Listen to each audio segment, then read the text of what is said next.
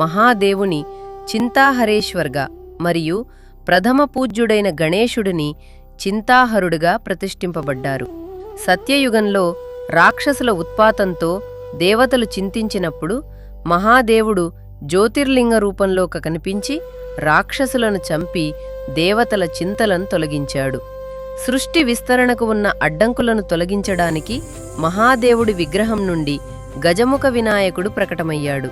అతను కేవలం ఆడుకోవడం అంత సులభంగా భక్తుల సంకటాలను తొలగిస్తాడు.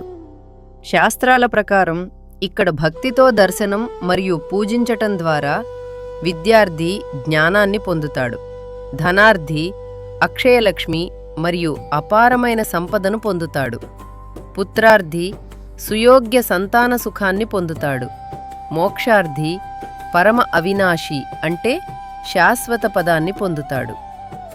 వారాణస్యాం మహాపుణ్యే కేశవధ్యే శుభే తటే యః స్మరేత్ సతతం దేవి వాజిమేధ ఫలం లభేత్ అంటే ఈ పవిత్ర తీరాన్ని నిరంతరం స్మరించటం ద్వారా అశ్వమేధయాగం చేసినంత పుణ్యాన్ని పొందుతాడు అని అర్థం.